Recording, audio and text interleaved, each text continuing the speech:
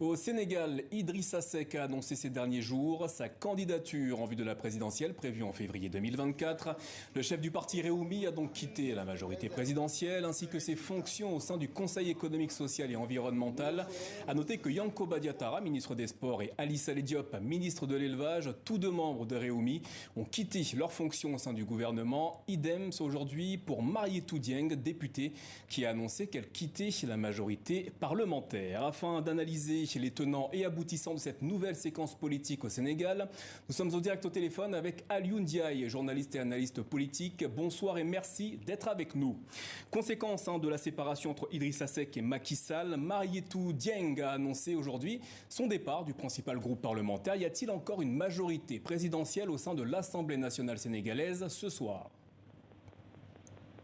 Oui, je crois, parce que le divorce entre Macky Sall et Idrissa Seck, c'est un divorce par consentement mutuel. Macky Sall en a parlé lors d'une interview pour dire qu'ils avaient convenu ensemble que le moment venu, il pouvait se retirer de la coalition gouvernementale, de cet accord, pour retrouver sa liberté de manœuvre et se présenter à la présidentielle.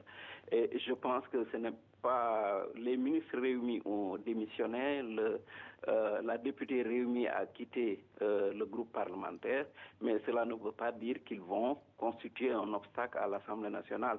Et puis il ne faut pas oublier qu'à l'Assemblée nationale, il y a une coalition qui va au-delà de Benno Bokk Yakaar, qui est la coalition gouvernementale, parce que Wallu, qui est dirigé par le PDS, le parti de Maître Wade, plusieurs fois lors de cette législature, a soutenu la majorité présidentielle. Et donc, je ne pense pas qu'il y ait péril en la demeure. Je ne pense pas que Benno a perdu sa majorité, parce qu'on sait aujourd'hui qu'il y a un accord entre le président Macky Sall et le PDS, et que certainement Karim Wade, le fils de Abdoulaye Wade, devrait revenir pour se présenter à la présidentielle de 2024. Cet accord-là fait que pour moi, Benno Bokk Yakaar a une majorité qui va au-delà des députés de Benno Bokk Yakaar. Alioune Ndiaye, que représente la candidature d'Idrissa Seck ? Bon, Idrissa Seck, il était d'abord deuxième à la dernière présidentielle. Il était arrivé devant l'opposant Ousmane Sonko. Et puis là, on est dans un cas de figure où les gens sont en train de spéculer.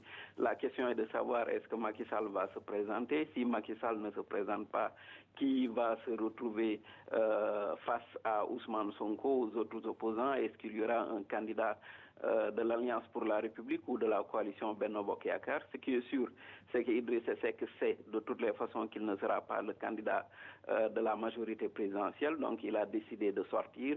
Il était deuxième lors de la dernière présidentielle parce qu'il était soutenu par un certain nombre de partis, beaucoup de partis, je pense qu'ils étaient 20, et de grands noms de l'opposition qui avaient été recalés par les parrainages avaient décidé à l'époque de soutenir sa candidature.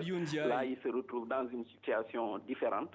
Et le seul élément qu'on a d'évaluation, c'est lors de la dernière dernières élections législatives. Justement, Alioune Ndiaye, lors de la dernière présidentielle, Idrissa Seck était arrivé deuxième. Il avait par la suite rejoint le camp présidentiel de Macky Sall.